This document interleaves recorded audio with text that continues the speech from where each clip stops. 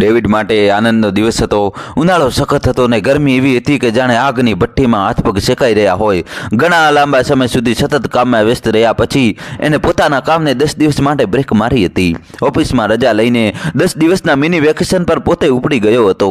ફરવા માટે પણ આનંદમાં આવી જાય એવું સ્થાન નક્કી કર્યું હતું, ન્યુયોર્ક। ડેવિડની જિંદગીમાં અંગત કહી શકાય એવું કોઈ નહોતું। જ્યારથી સમજણો થયો ત્યારથી એટલી જ ખબર હતી કે એક અનાથાલયમાં ઉછરીને મોટો થયો હતો, બનીને તૈયાર થયો અને મોલમાં ફ્લોર મેનેજરની નોકરી મળી ગઈ। બસ આજ એની ટૂંકીને ટચ ઓળખાણ। ન્યુયોર્કમાં ડેવિડે 10 દિવસનો પૂરો ફરવાનો પ્લાન બનાવી રાખ્યો હતો। 1 થી લઈને 10 દિવસ સુધી ક્યાં ક્યાં ફરવાનું એનું પૂરેપૂરું ટાઈમ ટેબલ બનાવીને ખિસ્સામાં મૂકી દીધું હતું। આજે ડેવિડનો વેકેશનનો 3જો દિવસ હતો।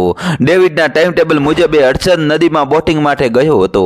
એની ખુશી એના મોઢા પર મોતીની જેમ ચમકતી હતી। બોટિંગ કરતા કરતા ડેવિડ ખતરાની નિશાની સુધી પહોંચી ગયો। બોટ થોડી ધીમી કરી। દોસ્તો જલ્દીથી વિડીયો લાઈક કરીને ચેનલ સબસ્ક્રાઇબ કરી દો।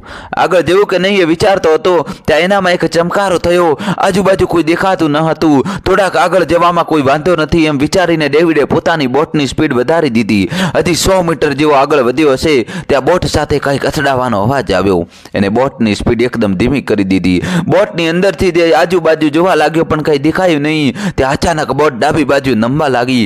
ડેવિડ ગભરાઈ ગયો। 5 સેકન્ડમાં તો બોટ પલટી ખાઈને ઊંધી થઈ ગઈ। ડેવિડ નદીમાં પટકાયો। એ જેવો પાણીની અંદર ગયો કે અચાનક કોઈ શક્તિ એની પાણીમાં જોરથી ખેંચતી હોય એવું લાગ્યું। ડેવિડનો શ્વાસ રૂંધાવા લાગ્યો। ડેવિડને પાણીનો ભાર જાણે મોટો પહાડ એની ઉપર આવી ગયો હોય એવો લાગવા લાગ્યો। ડેવિડ પાણીમાં ઉપર આવવા મથતો હતો પણ પાણીમાં એ વધારે ને વધારે અંદર ઘસતો જતો હતો। અચાનક ડેવિડ બેભાન થઈ ગયો। એને હાથ પગ મારવાના બંધ કરી દીધા। ડેવિડે ધીમે ધીમે આંખ ખોલી। હજુ પૂરો ભાનમાં આવ્યો ન હતો પણ એના કાનમાં પાણીના વહેવાનો અવાજ આવતો હતો। એના કપડાં પાણીથી ભીના થઈ ગયા હતા। એ ધીમે ધીમે ઊભો થયો પણ પગ જાણે કામ કરતા નહોતા। એને યાદ આવ્યું કે પોતે હડસદ નદીમાં બોટિંગ કરતો હતો અને એની બોટ નદીની વચ્ચોવચ્ચ પલટી ખાઈ ગઈ હતી। પણ એને આજુબાજુ જોયું તો કોઈ નદી નહોતી। એક ઝરણું એની બાજુમાંથી પસાર થતું હતું અને પોતે એક ગુફાના દરવાજાની એકદમ નજીક બેઠો હતો। એ કઈ જગ્યા હતી એને ખુદને ખબર નહોતી। પોતે અહીં કેવી રીતે પહોંચ્યો એની પણ ખબર નહોતી। આ જગ્યાએ પોતે પહેલાં ક્યારે આવ્યો પણ નહોતો। ડેવિડ હજી બેઠો હતો ત્યાં કોઈનો કંઈક અવાજ આવ્યો। અવાજ ગુફાની અંદરથી આવતો હતો। ગુફામાં એકદમ અંધારું હતું એટલે ગુફા એટલી ઊંડી છે એનો અંદાજો આવતો નહોતો। દોસ્તો તમારા ભાઈ માટે જલ્દીથી ચેનલ સબસ્ક્રાઇબ કરી દો। એને ધ્યાનથી પોતાના કાન ગુફા તરફ કર્યા। એને ખાતરી થઈ ગઈ કે અવાજ અંદરથી જ આવે છે। એને પૂરેપૂરું ધ્યાન ગુફા તરફ જ હતું। ધીમે ધીમે અજાણ્યો અવાજ પોતાની તરફ આવતો હોય એવું એને લાગતું હતું। અચાનક એને અંધારામાં ચમકતી 2 આંખ દેખાઈ। આંખ પરથી એ કોણ હોઈ શકે એનો એને અંદાજ લગાવ્યો પણ પોતે નિષ્ફળ જતો હોય એવું એને લાગતું હતું। પોતાની તરફ આવનાર કોઈ મનુષ્ય તો નથી એવું એને લાગ્યું। જેમ જેમ જે આંખો તેની નજીક આવતી જતી હતી તેમ તેમ એનો ડર વધવા લાગ્યો। ગુફામાંથી આવનાર હવે માત્ર 2 ફૂટ દૂર હતું। એને જોઈને ડેવિડની આંખો ખુલી જ રહી ગઈ। માથાથી પેટ સુધીનું એનું શરીર મનુષ્યનું હતું અને પેટથી નીચેનો ભાગ શિયાળના અંગોનો હતો। શિયાળની જેમ 4 પગ, પૂંછડી, રંગ બધું જ શિયાળ જેવું પણ શિયાળ કરતાં લાંબુ અને ઊંચું। ડેવિડ આવા પ્રાણીને જોઈને એટલો બધો ગભરાઈ ગયો કે ગુફાની જે દિવાલના ટેકે બેઠો હતો ત્યાં વધારે અંદર ઘૂસવા પ્રયત્ન કરવા લાગ્યો પણ કમનસીબે ત્યાં વધારે જગ્યા નહોતી। ત્યાં પેલું પ્રાણી બોલ્યું, માલિક તમે આવી ગયા? અમને તમારા આગમનની બહુ જ ખુશી થઈ। હવે અમારા સારા દિવસો બહુ દૂર નથી। ડેવિડને અચરજ થયું। એક તો જીવનમાં ક્યારેય આવો જીવ જોયો નહોતો, ઉપરથી એ બોલતું પણ હતું। એણે હિંમત કરીને કહ્યું, હું ક્યાં છું અને હું તારો માલિક નથી, ખાલી એટલું જણાવ કે હું અત્યારે ક્યાં છું। પેલાએ કહ્યું, મારું નામ કાર્ટર છે અને હું તમારો સેવક છું। તમે અહીં અમારા જીવનના ઉદ્ધાર માટે જ આવ્યા છો। રાક્ષસી શક્તિઓથી બચાવવા ભગવાને તમને અમારી પાસે મોકલ્યા છે। ડેવિડને કંઈ ખબર પડી નહીં। એની ચિંતા વધવા માંડી। પોતે ક્યાં છે એની એને ખબર નહોતી। ઉપરથી તેની સામે એવો જીવ ઊભો હતો જેનું પૃથ્વી પર અસ્તિત્વ જ નહોતું। ગુસ્સામાં બોલ્યો, સીધી રીતે જણાવી દે કે હડસન નદી તરફ જવાનો રસ્તો ક્યાં છે? માલિક તમે અમારા દેવતા છો। હડસન નદી ક્યાં છે એની તો મને ખબર નથી પણ તમારા બધા જ સવાલોના જવાબ મિસ્ટર લિંકન આપી શકશે। હું તો માત્ર તમારો સેવક છું। જો તમે ઈચ્છો તો હું તમને એમની પાસે લઈ જઈ શકું છું। કાર્ટરે કહ્યું, તું મને હડસન નદી સુધી જવાનો રસ્તો બતાવે છે કે નહીં તો હું તને અહીં જ ખતમ કરી નાખીશ. ડેવિડે બાજુમાં પડેલો પથ્થર કાર્ટર તરફ ઉગામતા કહ્યું. એક તરફ ડેવિડ ગભરાયેલો હતો અને એમાંય કાર્ટરના રંગરૂપ જોઈને ડરી ગયો હતો. માલિક, હું તમને મિસ્ટર લિંકન પાસે લઈ જઈ શકું છું, એનાથી વધારે મારી પાસે કોઈ જાણકારી નથી. કાર્ટર ડેવિડના આવા વર્તનથી ડરી ગયો હતો અને તરત જ પોતાની સૂઝ વાપરીને ડેવિડનું ધ્યાન લિંકન તરફ દોરી દીધું. ડેવિડ પાસે બીજો કોઈ રસ્તો હતો નહીં. એના માટે જગ્યા પણ અજાણી હતી અને પોતે ક્યાં હતો એની પણ એને ખબર ન હતી. કાર્ટર પર વિશ્વાસ કર્યા સિવાય એની પાસે બીજો કોઈ રસ્તો ન હતો. એને થોડી સાવધાનીથી કહ્યું, કાર્ટર, આ લિંકન કોણ છે અને એની પાસે મારા બધા જ સવાલોના જવાબ હશે જ એવી તને કેવી રીતે ખાતરી છે? આ અહીંના પાદરી છે, એમને જ કહ્યું હતું કે આ ઝરણામાંથી એક વ્યક્તિ પ્રગટ થશે અને સ્નેકમેનથી તમારું રક્ષણ કરશે. કાર્ટરે કહ્યું, હવે આ સ્નેકમેન કોણ છે? ડેવિડે અકળાઈને પૂછ્યું. અમને એના વિશે ચર્ચા કરવાની મનાઈ ફરવામાં આવી છે. મિસ્ટર લિંકનના આદેશ અનુસાર એમના સિવાય કોઈ એના વિશે વાત કરી શકતું નથી. એટલા માટે જ તમને કહું છું કે હું તમને મિસ્ટર લિંકન પાસે જલ્દીથી લઈ જાઉં. કાર્ટરે સાવધાની રાખતા કહ્યું. એની વાત કરવાની રીત પરથી એવું લાગતું હતું કે જાણે સ્નેકમેનના નામથી એને ડર લાગતો હતો. ડેવિડ જવા તૈયાર થયો. એને કાર્ટર પર વિશ્વાસ નહોતો, પણ એ સિવાય એની પાસે બીજો કોઈ રસ્તો પણ નહોતો. ડેવિડ અને કાર્ટર ગુફામાંથી બહાર નીકળ્યા. ગુફાની બહાર ચારેય બાજુ જંગલ સિવાય બીજું કાંઈ જ નહોતું. કાર્ટરની ચાલવાની ગતિ ડેવિડની સાપેક્ષમાં ઘણી વધારે હતી, એટલે ડેવિડને ચાલવામાં તકલીફ પડતી હતી, પણ ડેવિડને તકલીફ ના પડે એનો એને પૂરતો ખ્યાલ રાખ્યો હતો. ત્યાં ડેવિડ અચાનક ઊભો રહી ગયો. એની સામે ગુલાબનું એક ફૂલ હતું, પણ નવાઈની વાત એ હતી કે એનો આકાર એક નાળિયેર જેટલો મોટો હતો અને રંગ એકદમ કાળો હતો. આટલું મોટું ગુલાબનું ફૂલ એને જિંદગીમાં ક્યારેય જોયું નહોતું. ડેવિડે કાર્ટરને પૂછ્યું, કાર્ટર, આ શું છે? આ ગુલાબનું ફૂલ છે. કેમ તમે ક્યારેય ગુલાબનું ફૂલ નથી જોયું? કાર્ટરે સહજતાથી કહ્યું, જોયું તો છે, પણ આટલું મોટું ગુલાબનું ફૂલ ક્યારેય જોયું નથી. એમાંય કાળા રંગનું ગુલાબ તો પહેલી વખત જોયું છે. ડેવિડનું ધ્યાન હજી ગુલાબ પર જ હતું. આપણે મોડું થાય છે માલિક. મિસ્ટર લિંકન સંધ્યા પછી કોઈને મળતા નથી. જો અંધારું થઈ જશે તો તમે એમને કાલે સવારે મળી શકશો, કાર્ટરે કહ્યું. ડેવિડને ગુલાબ સાથે જાણે પ્રેમ થઈ ગયો હતો અને ત્યાંથી ખસવાનું મન થતું ન હતું, પણ કાર્ટરની વાત પરથી એને મિસ્ટર લિંકન પાસે ઝડપથી પહોંચવાની જરૂરિયાત લાગી. બંને જણા આગળ વધ્યા. રસ્તામાં ઘણી બધી એવી વસ્તુઓ જોવા મળી કે જે એને પોતાની આખી જિંદગીમાં જોઈ નહોતી, પણ અત્યારે એની પાસે એવો સમય નહોતો કે એનો આનંદ લઈ શકે. ડેવિડ અને કાર્ટર મિસ્ટર લિંકનના ઘરના દરવાજાની બહાર ઊભા હતા. કાર્ટરે દરવાજો ખખડાવ્યો. અંદરથી એક સફેદ વાળ અને દાઢી મૂછવાળો વ્યક્તિ બહાર આવ્યો. દેખાવમાં એકદમ સામાન્ય મનુષ્ય જેવો લાગતો એ વ્યક્તિ કોઈ તેજસ્વી ગુણ ધરાવતો હોય એવું લાગતું હતું. એને લાંબો મુલાયમ કોટ પહેર્યો હતો, જેના પગ સુધી પહોંચતો હતો, અને પગમાં ચામડાના સુંદર કારીગરીવાળા બૂટ પહેર્યા હતા. ડેવિડ, તારું અમારી આ અનોખી દુનિયામાં સ્વાગત છે. અહીંના લોકો વર્ષોથી તારા આવવાની રાહ જોઈ રહ્યા છે. તારું આગમન એમના માટે એક નવા શુભ જીવનના આગમનની નિશાની છે, લિંકને કહ્યું. ડેવિડ ચમકી ગયો. લિંકને એનું નામ ક્યાંથી ખબર પડી એ સમજી શક્યો નહીં. તમને મારું નામ કેવી રીતે ખબર પડી અને હું ક્યાં છું અને શા માટે છું? ડેવિડે એક પછી એક 3 સવાલો એકી શ્વાસે પૂછી લીધા. અરે ચિંતા ના કર ડેવિડ, તારા બધા જ સવાલોના જવાબ તને મળી જશે. અત્યારે તું થાકેલો છે, આરામ કર. દોસ્તો, જલ્દીથી તમારા ભાઈ માટે વિડીયો લાઈક કરીને ચેનલ સબસ્ક્રાઈબ કરી દેજો યાર. કાલે સવારે આપણે પાછા મળીશું. કાર્ટર તને કોઈ તકલીફ નહીં પાડવા દે એની હું તને ખાતરી આપું છું, લિંકને હળવા સ્મિત સાથે કહ્યું. ડેવિડ પણ હળવા સ્મિત સાથે ત્યાંથી વિદાય લીધી. કાર્ટર ડેવિડને લઈને પોતાના ઘરે ગયો. બહારથી એનું ઘર કોઈ સામાન્ય ઝૂંપડી જેવું લાગ્યું, પણ જેવો ઘરની અંદર ગયો કે ડેવિડની આંખો ફાટી ગઈ. ન્યૂયોર્કની કોઈ 10 માળની ઇમારત હોય એટલી ઊંચી ઝૂંપડીની છત હતી. મનોરંજન અને આરામના સાધનો અને સજાવટ જોઈને ડેવિડ જાણે કોઈ રાજમહેલમાં ઊભો થયો હોય એવું એને લાગ્યું. કાર્ટર ડેવિડને આવી રીતે વિચારતો જોઈને બોલ્યો, તમને કોઈ તકલીફ છે માલિક? કાર્ટરના વારંવાર માલિક કહેવાથી ડેવિડને ચીડ આવતી હતી. એને કાર્ટરને પાસે બોલાવ્યો. કાર્ટર, મને એક જ તકલીફ છે. આજ પછી તું મને માલિક કહીશ નહીં. મારું નામ ડેવિડ છે અને તારે મને ડેવિડ કહીને જ બોલાવવો. કાર્ટરે માત્ર સ્મિત આપ્યું. ડેવિડને કાર્ટરનું ઘર ગમી ગયું. આખી રાત આરામથી વિતાવી. થાક પણ એવો લાગ્યો હતો કે પથારીમાં પડતાની સાથે જ ડેવિડને ઊંઘ આવી ગઈ. બીજા દિવસે સવારમાં ડેવિડ અને કાર્ટર લિંકનના ઘર તરફ રવાના થયા. ડેવિડના મનમાં વિચારો ઘૂમ્યા કરતા હતા એટલે ચૂપ હતો. કાર્ટર એની સ્થિતિ જાણતો હતો એટલે એને ડેવિડને વધારે છંછેડ્યો નહીં. બંને જણ લિંકનના ઘરે આવી પહોંચ્યા.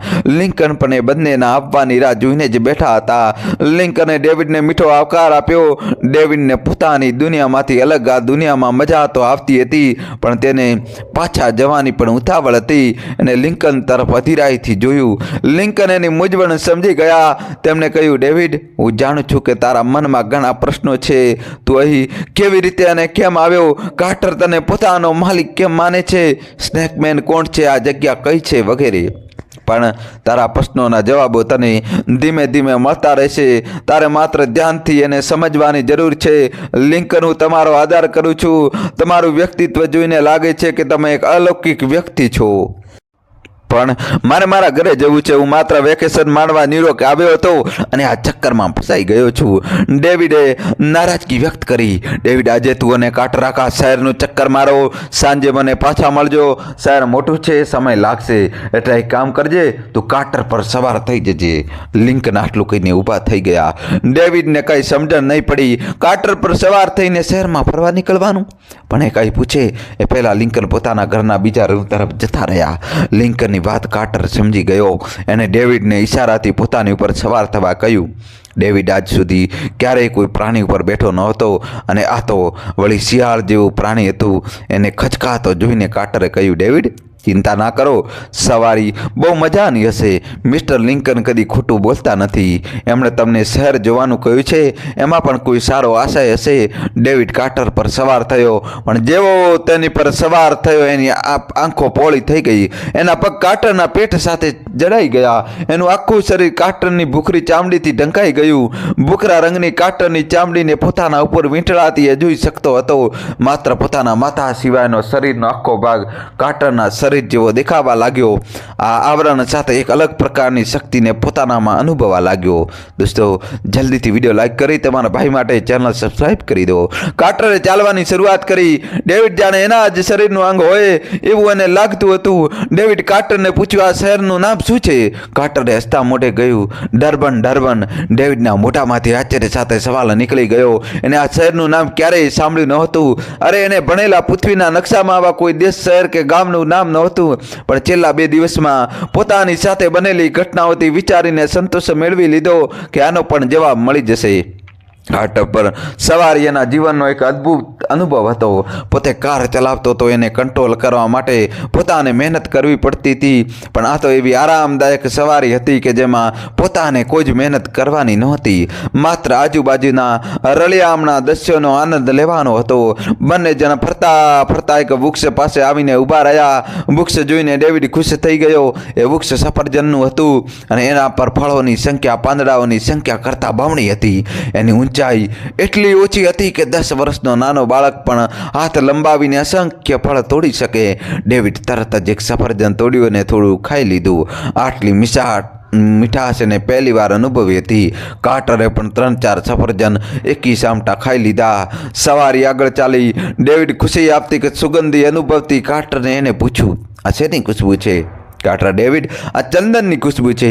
ડર્બનમાં આના અસંખ્ય વૃક્ષો છે કે વ્યક્તિ એકવાર આનો અનુભવ કરી લે તો એને કદી ભૂલી શકતો નથી. ડેવિડે ચંદનની ખુશ્બુ પહેલાં પણ અનુભવી હતી પણ આ સુગંધની મજા કંઈક અલગ જ હતી.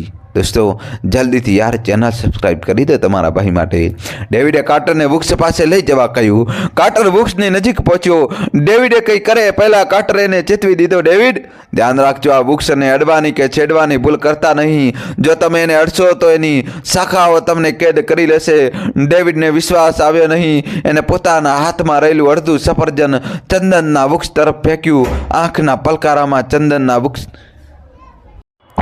ડાળીઓ સજાગ થઈ ગઈ અને નીચે પડેલા સફરજનને પોતાના સકંજામાં પકડીને અંદર તરફ ખેંચીને લઈ ગઈ અને પાછી હતી એમની એમ થઈ ગઈ. સફરજન ત્યાંથી ગાયબ થઈ ગયું. ડેવિડ આ જોઈને આશ્ચર્યચકિત થઈ ગયો. કાર્ટરે એની સામે જોઈને સ્મિત સાથે કહ્યું, ડર્બનનું જીવન તમે માનો છો એટલું સરળ નથી. જો જીવતું રહેવું હોય તો સજાગ રહેવું પડશે. બપોર પડી ગઈ હતી. ડેવિડને હવે ભૂખ લાગી હતી અને કાર્ટરને કહ્યું, કાર્ટર, બપોર થઈ ગઈ છે, મને ભૂખ લાગી છે, ભોજનની કોઈ વ્યવસ્થા છે કે પછી આપણે આમ જ ફરતા રહીશું? કાર્ટર થોડુંક ચાલીને એક છોડની નજીક આવીને ઊભો રહ્યો. એના પાંદડા એકદમ લાલ રંગના હતા અને એના પર જાંબલી રંગના ફૂલો લાગેલા હતા. એ ફૂલોની મધ્ય ભાગમાંથી પ્રકાશ આવી રહ્યો હતો.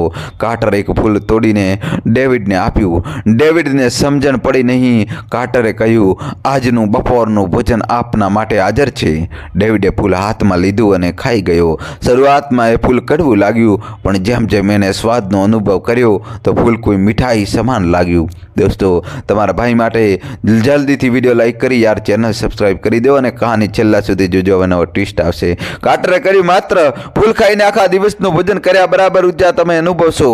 ડેવિડને પકડીને ભૂખ લાગી હતી એટલે કાર્ટર સાથે વધારે ચર્ચા કર્યા કરતા એને ફટાફટ 2 ફૂલ ખાઈ લીધા. 5 મિનિટ પછી તો ડેવિડે જાણે ભરપેટ ભોજન કર્યું હોય એવો અનુભવ કર્યો. ડેવિડ અને કાર્ટરને ફરતા ફરતા સાંજ પડી ગઈ હતી. ડેવિડના મનમાં એક જ સવાલ હતો. સવારથી સાંજ સુધી પોતે કાર્ટર સાથે ફર્યો, પણ કોઈ વ્યક્તિ, પક્ષી, પ્રાણી એને જોયા નહોતા. પણ કાર્ટરને એના વિશે પૂછવાનો કોઈ અર્થ નહોતો. એને આ વિશે લિંકનને પૂછવાનું યોગ્ય લાગ્યું. બંને સાંજે લિંકનના ઘરે આવ્યા. લિંકન પોતાના રોજિંદા કામમાં વ્યસ્ત હતા. લિંકને મીઠા સ્મિત સાથે બંનેનું સ્વાગત કર્યું. ડેવિડની અકળામણે પારખી ગયા. એમણે તરત જ કહ્યું, ડેવિડ, તારે જે પૂછવું હોય એ નિશ્ચિત થઈને પૂછી શકે છે. ડેવિડે સવાલ કર્યો, તમારા શહેરમાં કોઈ પણ વ્યક્તિ, પશુ કે પંખી નથી? માત્ર જંગલો છે અને તમે 2 વ્યક્તિઓ જ અહીં રહો છો? લિંકનથી હસી જવાયું. તેમણે ડેવિડને ભોળી બુદ્ધિ પર નવાઈ લાગી નહીં. એમણે કહ્યું, ડેવિડ, એનો જવાબ તને કાલે મળી જશે. આનાથી વધારે તારા મનમાં કોઈ સવાલ છે? ડેવિડે પૂછ્યું, તમારા ડર્બન શહેરમાં મારું શું કામ છે? તો પહેલી વખત અહીં આવ્યો ત્યારે કાર્ટરને તને કહ્યું તો હતું કે સ્નેકમેનથી તારે અહીંના લોકોને બચાવવાના છે. લિંકને કહ્યું, પણ આ સ્નેકમેન કોણ છે? હું એને જાણતો પણ નથી અને ક્યારેય મળ્યો પણ નથી. મારી પાસે એવું કંઈ નથી કે જેનાથી હું અહીંના લોકોની રક્ષા કરી શકું, અને હું કોઈ લડવૈયો પણ નથી. અરે, અહીં કોણ રહે છે ને સ્નેકમેનથી એમને શું કતરો છે? અને કોઈ પણ વાતની જાણકારી મારી પાસે નથી. ડેવિડ ચિંતામાં પડી ગયો. સ્નેકમેનના નામથી એને ગભરામણ થતી હતી. તું અને કાર્ટર કાલે ફરી બહાર નીકળજો. કાર્ટર તને શહેરમાં લઈ જશે. ત્યાં બધા જ રહસ્યો અને અહીંના લોકોને તારી મદદની શા માટે જરૂર છે એની તને ખબર પડી જશે. લિંકને સાત્વતના આપતા કહ્યું, હું જાઉં છું, પણ કાલે જો મને કોઈ મારી બધી જ શંકાનું સમાધાન નહીં મળે તો તમારે મને અહીંથી મારે ઘરે જવામાં મદદ કરવાનું વચન આપવું પડશે. કાર્ટર મક્કમ થઈ ગયો. લિંકને પણ જાણે એની વાત માની લીધી હોય એમ માત્ર માથું હલાવ્યું. ડેવિડ ત્યાંથી ઊભો થઈને તરત જ ચાલ્યો ગયો. ડેવિડ કાર્ટર સાથે એની ઘરે ગયો. પથારીમાં પગ લંબાવીને પડ્યો હતો. ઊંઘ આવતી નહોતી. મનમાં વિચારો અથડાયા કરતા હતા. પોતે અહીં આવી ગયો. સ્નેકમેનથી કોણ હશે? લિંકન પોતાની પાસેથી શું કરાવવા માંગે છે? પણ કોઈ સવાલનો જવાબ એને મળતો નહોતો. થોડી વારમાં લિંકન પર શંકા જતી તો થોડી વારમાં એની વાતો પર વિશ્વાસ આપતો. પોતે નક્કી કરી શકતો નહોતો. વિચારો કરતા કરતા એને ક્યારે ઊંઘ આવી ગઈ એની એને ખબર નહીં પડી. દોસ્તો, જલ્દીથી ચેનલ સબસ્ક્રાઈબ કરી દો અને કહાની છેલ્લા સુધી જોજો. સવારે કાર્ટરે જ્યારે જોશથી હલાવીને ઉઠાડ્યો ત્યારે એને ખબર પડી કે સવાર પડી ગઈ છે. એણે તરત જ કાર્ટરને કહ્યું, આજે તું મને શહેર તરફ લઈ જાય છે. લિંકનના કહેવા પ્રમાણે માણસો અને બીજા જીવો પણ છે. મારે એમને મળવું છે. એમણે એમ પણ કહ્યું હતું કે મારું અહીં આવવાનું કારણ પણ મને ત્યાંથી જાણવા મળશે. ડેવિડ, હું તો તૈયાર જ છું. તમે તૈયાર થઈ જાઓ એટલે આપણે નીકળીએ. હું પણ ઘણા સમય પછી શહેરમાં જઈશ. 6 મહિના પહેલાં ગયો હતો.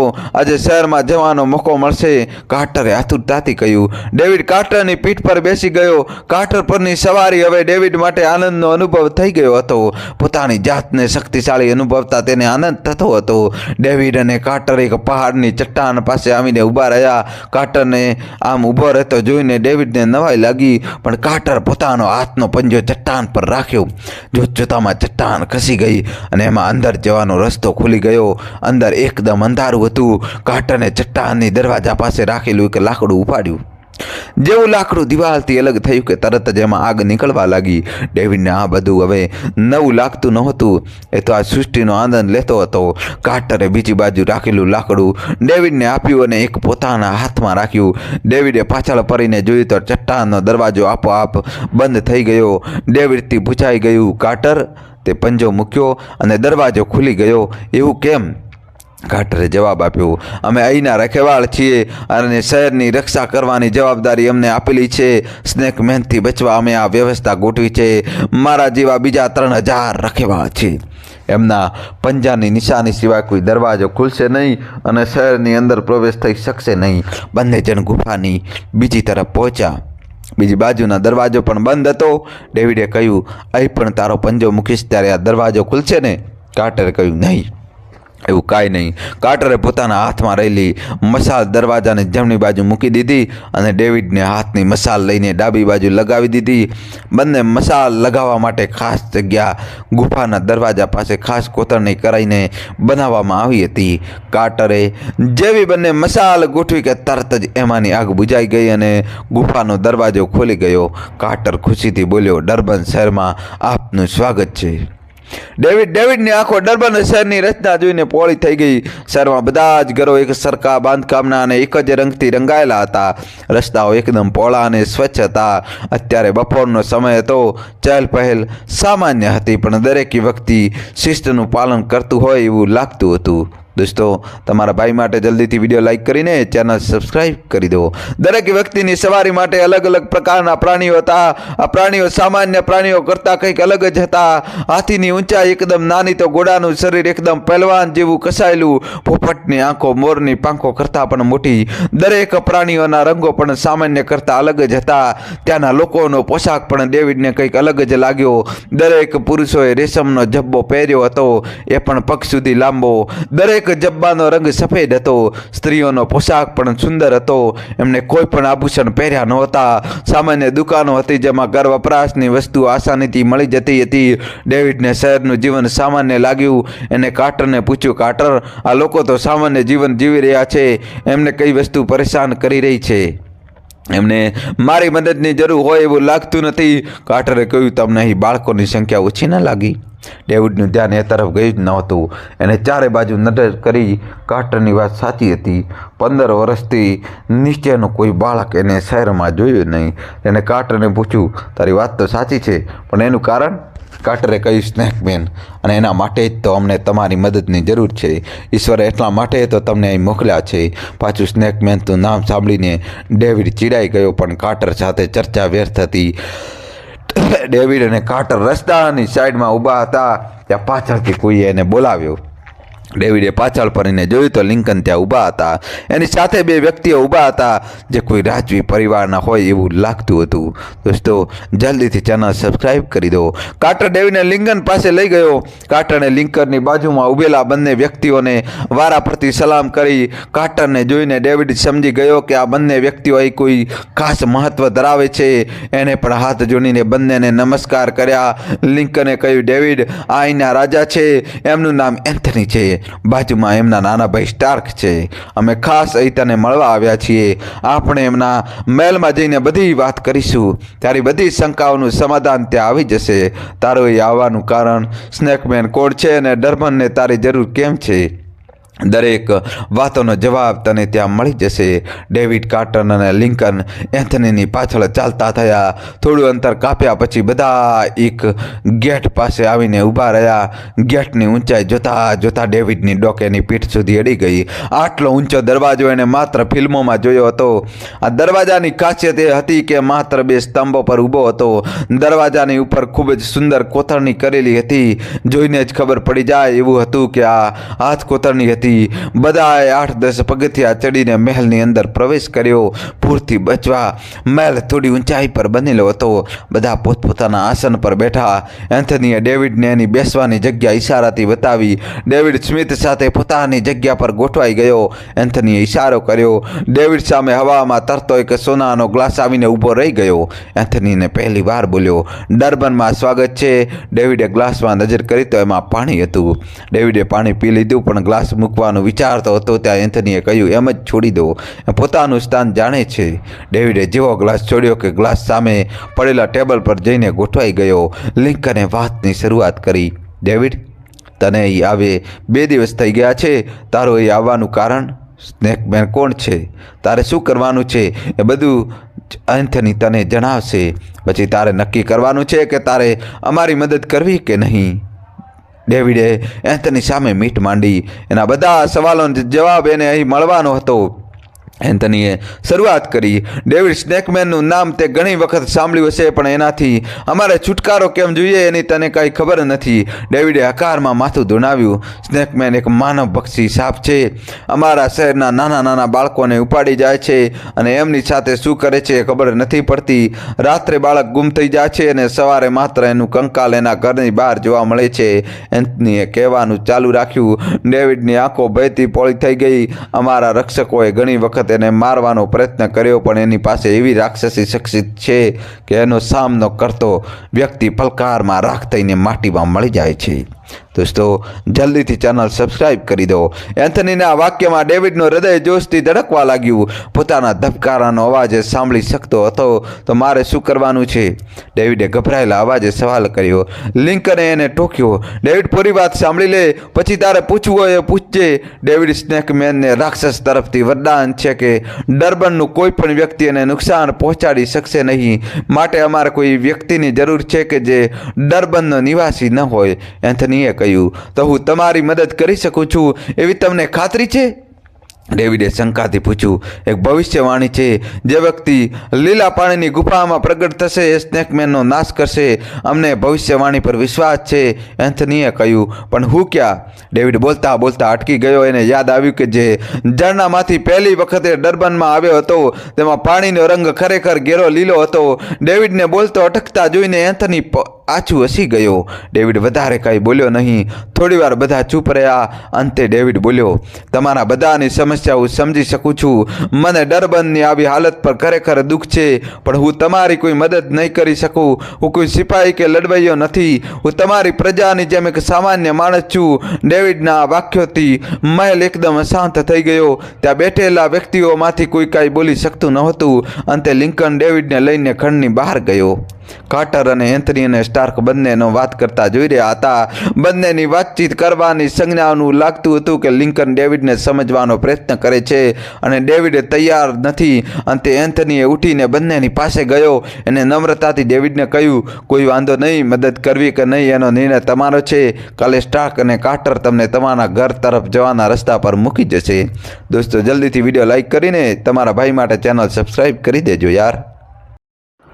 ત્યાંથી તમે આરામથી પોતાના ઘરે જઈ શકશો. એન્થની આટલું બોલીને ત્યાંથી જતો રહ્યો, પણ એના ચહેરા પરની ઉદાસી સ્પષ્ટ દેખાઈ આવતી હતી. ડેવિડ અને કાર્ટર મહેલના આરામખંડમાં સૂતા હતા. ડેવિડ વહેલી તકે ત્યાંથી નીકળીને પોતાના ઘરે જવાના વિચારમાં મગ્ન હતો. ત્યાં અચાનક લોકોની બૂમો સંભળાવા લાગી. કટાર ફટાફટ ઊભી થઈ ગયો. ડેવિડ પણ વિચારોમાંથી બહાર આવીને બારીની બહાર જોવા લાગ્યો. એક દંપતી આક્રંદ કરતું દેખાતું હતું અને ગામના લોકો એમને શાંત કરવાનો પ્રયત્ન કરી રહ્યા હતા. કાર્ટરના મોઢામાંથી શબ્દો નીકળી ગયા. આમનો એકનો એક દીકરો સ્નેકમેન લઈ ગયો. બહુ જતનથી અને મોટો કરવાનું એમનું સપનું હવે ક્યારેય પૂરું નહીં થાય. ડેવિડ ચમકી ગયો. માત્ર વાતો સાંભળી હતી, પણ સાચે જ ડર્બન પર આ મુસીબત છે એવો વિશ્વાસ કરવો શક્ય નહોતો. પણ આંખો સામે આક્રંદ કરતા દંપતીને જોઈને વિશ્વાસ કરવા મજબૂર થઈ ગયો. બીજા દિવસે સવારે ડેવિડે દંપતીના ઘરની બહાર આવીને ઊભો રહ્યો. એન્થનીના કહેવા પ્રમાણે સાચે જ ઘરની બહાર બાળકનું કંકાલ પડ્યું હતું. ઘરના લોકોના દુઃખને જોઈ શક્યો નહીં. ગુસ્સો અને વેદનાની મિશ્ર અનુભૂતિ એના કાનમાં મનમાં ચાલતી હતી. ડેવિડ અચાનક બરાડ્યો, કાર્ટર, હું એ રાક્ષસને મારીને જ રહીશ. લિંકન અને તારા રાજાને બોલાવ. મારે હમણાં જ એમની સાથે વાત કરવી છે. ગુસ્સામાં ડેવિડના શ્વાસની ગતિ વધી ગઈ હતી. કાર્ટર ડેવિડની વાત સાંભળીને આનંદિત થઈ ગયો. એ તરત જ બધાને બોલાવવા મહેલ તરફ દોડ્યો. ડેવિડ થોડીવાર એ ઘરની સામે ઊભો રહ્યો, પછી મહેલ તરફ પાછો ફરી ગયો. દોસ્તો, જલ્દીથી વિડીયો લાઈક કરી ચેનલ સબસ્ક્રાઈબ કરી દેજો. ડેવિડ પાછો આવ્યો ત્યાં સુધીમાં બધા પોતાની જગ્યા પર પહેલેથી જ ગોઠવાઈ ગયા હતા. ડેવિડ, તું અમારી મદદ કરવા તૈયાર છે એવું કાર્ટર કહે છે. એ વાત સાચી છે? લિંકને પૂછ્યું, આ સ્નેકમેનથી બચવા માટે હું તમારી મદદ કરી શકું તો મને ખુશી થશે. જે બાળકોએ જિંદગી હજી કોઈ પણ નથી જીવી એમનું આવી રીતે મોથું જોઈ શકું નહીં. ડેવિડે જવાબ આપ્યો, સ્નેકમેન પાસે ઘણી અનોખી શક્તિઓ છે જેની અમને પણ જાણ નથી. તારે એનો સામનો કરતી વખતે ઘણી સાવધાની રાખવી પડશે અને અમે તને એક મદદ કરી શકીએ. તને ડર્બનનું સૌથી શક્તિશાળી શસ્ત્ર આપી શકીએ. એન્થનીએ ડેવિડને વિશ્વાસ આપતા કહ્યું, અને એ શું છે? ડેવિડે આતુરતાથી પૂછ્યું. એના માટે તારે અમારી સાથે આવવું પડશે. એન્થનીએ ઊભા થતાં કહ્યું. બધા એન્થનીની પાછળ ચાલતા થયા. એન્થની મહેલની એકદમ પાછળની બાજુ થઈને એક ખાલી જગ્યા પર આવીને ઊભો રહ્યો.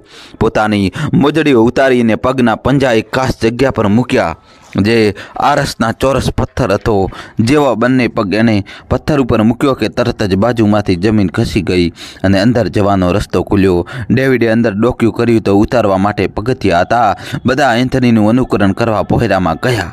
દોસ્તો, જલ્દીથી ચેનલ સબસ્ક્રાઈબ કરી દો. એક ખાસ જગ્યા આવીને તેઓ ઊભા રહી ગયા. ડેવિડને પોતાની આંખો પર વિશ્વાસ આવતો નહોતો. એની સામે કદાવર પક્ષી હતું જે લાગતું હતું ગરુડ, પણ એનું કદ એક ઘોડા બરાબર હતું. એની પાંખો સુંદર હતી, સ્વચ્છ હતી અને એક ડોકમાં મોતીની માળા પહેરેલી હતી. એને જોઈને ડેવિડને લાગ્યું કે એન્થનીને આ પક્ષી સાથે ખાસ પ્રેમ હતો. એન્થનીએ ડેવિડને ઉદ્દેશીને કહ્યું, ડેવિડ, મારી જીવનની કિંમતી વસ્તુઓમાં પ્રથમ સ્થાન છે, પણ ડર્બન બચાવવા એનો ઉપયોગ કર્યા સિવાય મારી પાસે બીજો કોઈ રસ્તો નથી. જો તું મને વચન આપે કે ગમે તે ભાગે તું ડર્બનને બચાવીશ તો આ પક્ષી તારા ઘણા કામનું છે. એનું બલિદાન નિષ્ફળ ન જવું જોઈએ.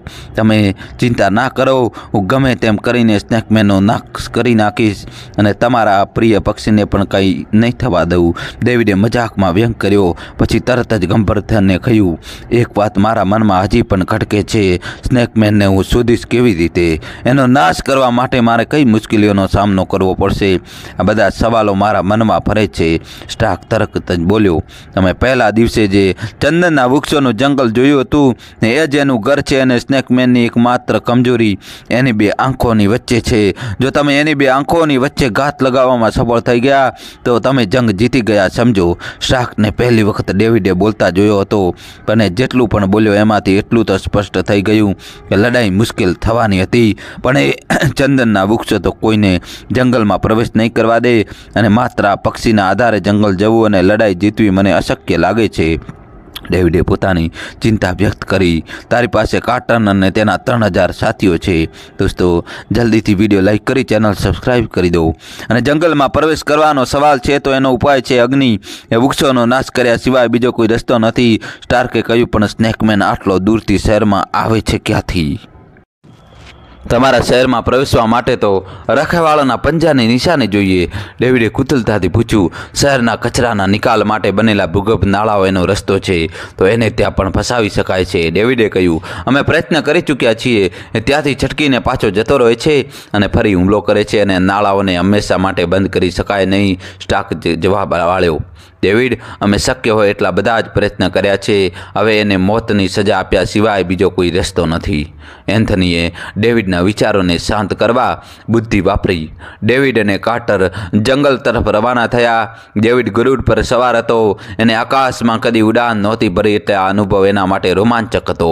કાર્ટર પોતાના 3000 સાથીઓ સાથે ડેવિડ જેટલી ઝડપથી જ આગળ વધી રહ્યો હતો. દોસ્તો, તમારા ભાઈ માટે જલ્દીથી વિડીયો લાઈક કરીને ચેનલ સબસ્ક્રાઈબ કરી દો. બધા ચંદનના જંગલની સીમા પર આવીને ઊભા રહ્યા. કાર્ટરે પોતાના સાથીઓને આજ્ઞા આપી, બધા જંગલને ઘેરી લો અને આગ લગાડીને જંગલને સાફ કરી નાખો. જોતજોતામાં ભીષણ આગ દેખાવા લાગી. ડેવિડ આગની ગરમી અનુભવી શકતો હતો. આગની જ્વાળાઓ આકાશ સુધી પહોંચતી હતી. આવી રીતે જંગલનો નાશ થતો જોઈ અને દુઃખ થતું હતું, પણ ડર્બનને બચાવવા આ પગલું જરૂરી હતું. આગને ઠંડી થતાં 4 કલાક થઈ ગયા. અંધારું થઈ ગયું હતું. કાર્ટરે ડેવિડને કહ્યું, રસ્તો સાફ થઈ ગયો છે. તમારી આજ્ઞાની રાહ જોવાઈ રહી છે. સ્નેકમેનને પકડીને ખતમ કરી નાખવા અમે આતુર છીએ. ડેવિડે કાર્ટરની આતુરતાનો જવાબ આપ્યો નહીં. વિચારોમાં ડૂબેલો રહ્યો. થોડીવાર પછી એને કાર્ટરને કહ્યું, સ્નેકમેનને શોધવાની કોઈ તરકીબ તારી પાસે છે? કાર્ટરે ઉત્સાહમાં આવી ગયો. હું બધી તૈયારી સાથે જ આવ્યો છું. આ થેલામાં બાળકનું એક પૂતળું છે. એમાં માંસ ભરીને અસલી જેવું બનાવ્યું છે. જેવી એવી ગંધ આવશે કે તરત જ સ્નેકમેન બહાર આવશે. ડેવિડે ઇશારાથી એ તરકીબનો અમલ કરવાનું કહ્યું. કાર્ટરે થોડો દૂર જઈને પૂતળું મૂકી આવ્યો. બધા સ્નેકમેનના બહાર આવવાની રાહ જોવા લાગ્યા. અચાનક જંગલમાંથી સલવળાટનો અવાજ આવ્યો. બધા જ શાંત થઈ ગયા. ડેવિડે ઇશારાથી કોઈ પણ જાતની હિલચાલ ન કરવા કહ્યું. અંધારામાંથી લાલ રંગની બે આંખો દેખાઈ. આંખો ઘણી દૂર હતી છતાં પણ બધા એને સ્પષ્ટ જોઈ શકતા હતા. કાર્ટરને સેનાના જમણા છેડા પરથી ચીસો પાડવાના અવાજ આવવા લાગ્યા. બધાનું ધ્યાન એ તરફ ગયું. એમના 8-10 સાથીઓના માથા ધરતી અલગ થઈને જમીન પર પડ્યા હતા. ડેવિડ સાવધ થઈ ગયો. તેને પગથી ગરુડને હુમલો કરવા ઈશારો કર્યો.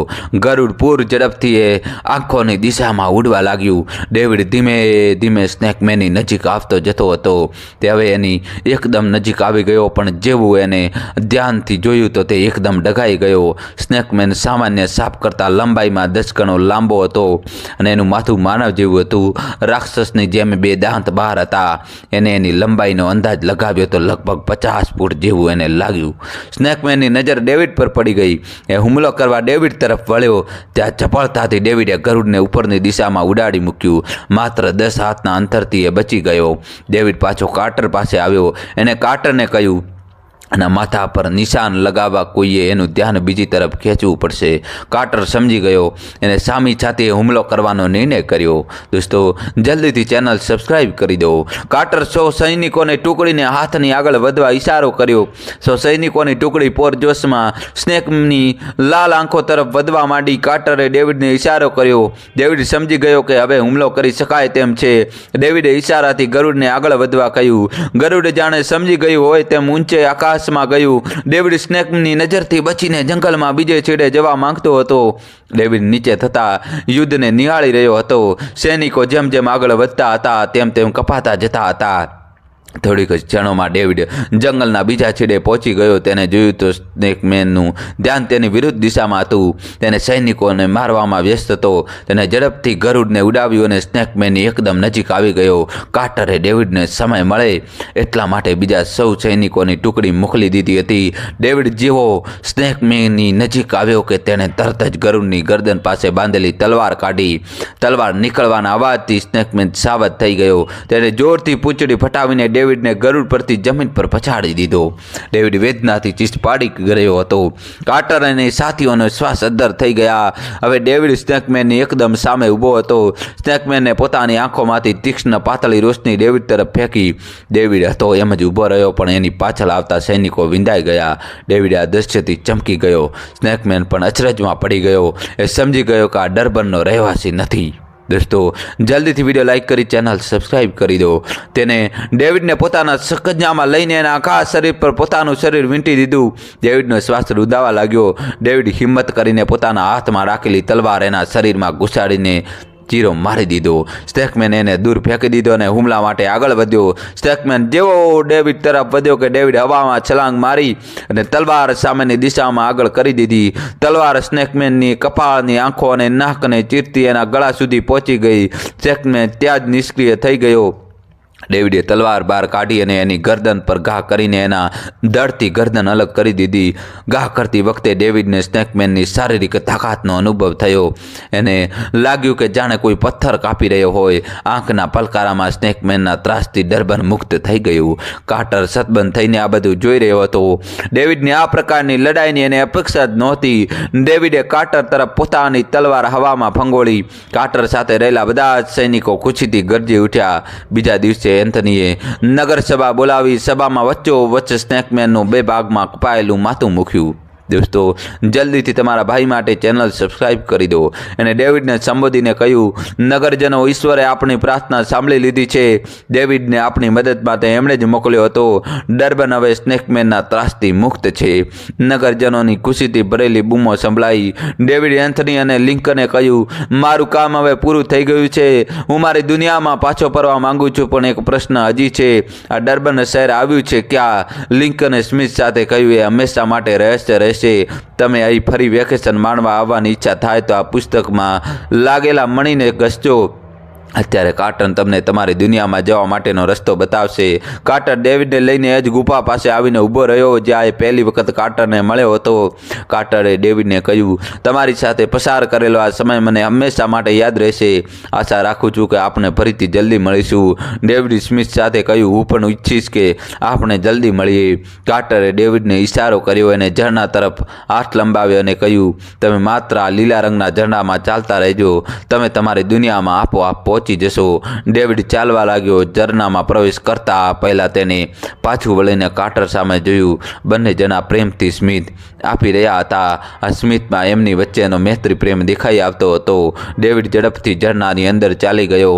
કાર્ટર પોતાના શહેર તરફ પાછો વળ્યો. ડેવિડ આંખના પલકારામાં પોતાના ઘરમાં આવીને ઊભો રહ્યો. તેને ચારો તરફ નજર કરી તો તે સાચે જ પોતાની દુનિયામાં હતો. દોસ્તો, જલ્દીથી વિડીયો લાઈક કરી ચેનલ સબસ્ક્રાઈબ કરી દો. તેને પોતાના હાથમાં રાખેલી લિંકને આપેલી પુસ્તક પોતાની તિજોરીમાં મૂકી અને સોફા પર બેઠો. એના મનમાં એક જ સવાલ હતો કે ડર્બન શહેર આવ્યું કે આ પણ હાસ્ય સાથે એને રહસ્ય માનીને પોતાના કામમાં વળગી ગયો. એક રોમાંચક વિચાર એના મનમાં આવ્યો કે એવું અનોખું વેકેશન હતું. ડર્બન ફરી જવા મળશે. આવો ઉનાળો ફરી ક્યારે આવશે? દોસ્તો, કહાની કેવી લાગી કોમેન્ટ્સમાં જણાવજો. અને કોમેન્ટ્સમાં તમારે દોસ્તો જય શ્રી કૃષ્ણ તો લખવું જ પડશે. દોસ્તો, જલ્દીથી વિડીયો લાઈક કરીને ચેનલ સબસ્ક્રાઈબ કરી દો. જલ્દીથી જય શ્રી કૃષ્ણ લખી